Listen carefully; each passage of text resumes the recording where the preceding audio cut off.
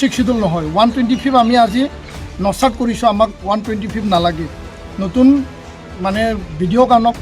আৰু ইয়াৰ কাৰণে BTC Karbi Anglong Dima Hasao 6 schedule সংশোধনী বিধেয়ক আগন্তুক ফেব্ৰুৱাৰী মাহত যে বাজেট সেশ্যন চলিব তাত কেন্দ্ৰীয় চৰকাৰে এইটো উত্থাপন কৰিব লাগে আৰু বিধেয়ক পাছ কৰিব লাগে এইটো আমি দাবী জনাইছোঁ স্কুল প্ৰভিন্সিয়েলাইজেশ্যন 6.3 BTC চৰকাৰ বড়ো কছাৰী কাউন্সিল অসম চৰকাৰ আৰু এফচু UBPO বড়ো সাহিত্য সভা একেলগে আলোচনা কৰি প্ৰভিন্সিয়েলাইজেশ্যনটো কি ধৰণে কৰা হ'ব অসম চৰকাৰক দায়িত্ব ল'বৰ কাৰণে আমি আজি দাবী জনাইছোঁ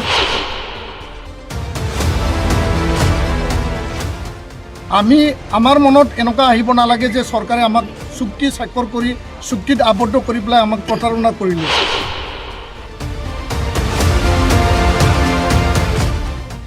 2020 27 জানুৱাৰীত শান্তি চুক্তি সম্পাদিত হৈছিল আৰু এতিয়া 2026 27 জানুৱাৰী এতিয়া আহি আছে তো 6টা বছৰ হ'বলৈ হৈছে অলমষ্ট আৰু ইয়াত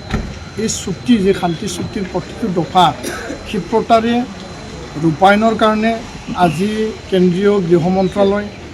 আৰু অসম চৰকাৰ BTC অথৰিটি আৰু ষ্টেক হোল্ডাৰৰ লগত এটা আলোচনা আছিল ভিডিঅ' কনফাৰেন্সৰ যোগেদি আমি ওদালগুৰি ডিষ্ট্ৰিক্ট কমিশ্যনাৰ অফিচৰ ভিচিট আমি এটেণ্ড কৰিলোঁ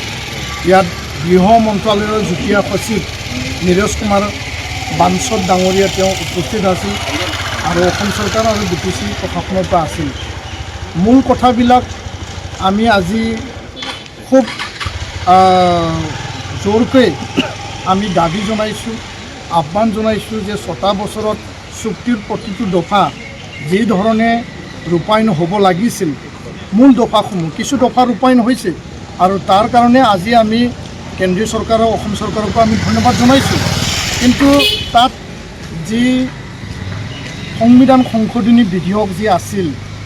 আৰু 125 যি আৰ্টিকেল 280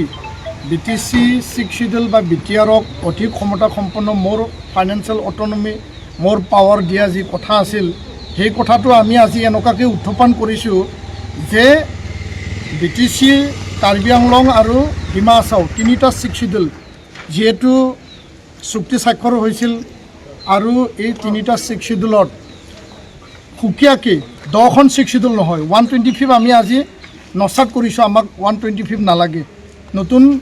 মানে ভিডিঅ' কানক আৰু ইয়াৰ কাৰণে BTC কাৰ্বি আংলং ডিমা হাছাও 6 শিডিউল সংশোধনী বিধেয়ক আগন্তুক ফেব্ৰুৱাৰী মাহত যে বাজেট সেশ্যন চলিব তাত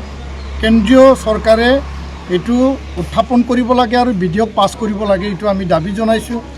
বড়ো কছাৰী কাউন্সিলৰ পূৰ্ণাংগ মৰ্যাদা নিৰ্বাচন কৰিব লাগে গাঁও অধিক অন্তৰ্ভুক্ত কৰিব লাগে এই বিষয়টো আমি উত্থাপন কৰিছোঁ কাৰ্বি আংলং ST হিলৰ বিষয়টো আমি আজি উত্থাপন কৰিলোঁ স্কুল প্ৰভিন্সিয়েলাইজেশ্যন 6.3 BTC চৰকাৰ বড়ো কছাৰী কাউন্সিল অসম চৰকাৰ আৰু এফচু UBPO বড়ো সাহিত্য সভা একেলগে আলোচনা কৰি প্ৰভিন্সিয়েলাইজেশ্যনটো কি ধৰণে কৰা হ'ব অসম চৰকাৰক দায়িত্ব ল'বৰ কাৰণে আমি আজি দাবী জনাইছোঁ আৰু ইয়াৰ লগতে NDB জড়িত যিখিনি কেছ উইথড্ৰ কৰিব লাগে আৰু ইয়াত মানে জেলত এতিয়াও ৰঞ্জন দৈমাৰী আন 6 গৰাকী আছে তেওঁলোকক ৰেহাই দিব লাগে বা জেলৰ পৰা ওলাই দিব লাগে আৰু যিখিনি মাতিয়াৰ পৰিয়ালক পইচা দিব লাগে বহুতো বিষয় তেনেকুৱা যিবিলাক এই চুক্তিত সন্নিৱিষ্ট কৰা হৈছিল 1500 কোটি টকাৰ special development package special recruitment drive সকলো কথা আমি কৈছোঁ যে 6টা বছৰ হ'ল আমি বহুত ৰখিলোঁ গৃহমন্ত্ৰী ডাঙৰীয়া আমাক আশ্বাস দিছিল ভাৰত চৰকাৰ অসম চৰকাৰে আমাক আশ্বাস দিছিল এই আশ্বাস মতে যি মূল কামবিলাক এতিয়াও হ'বলৈ আৰু বাকী আছে ইয়াৰ কাৰণে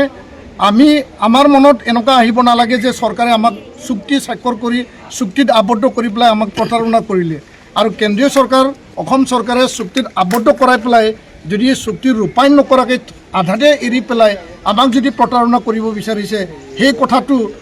কৰিব নালাগে সেই কথাটো আজি আমি মানে যি যুটীয়া সচিব গৃহ মন্ত্ৰালয়ৰ আমি জনাইছোঁ আৰু ভাৰত চৰকাৰৰ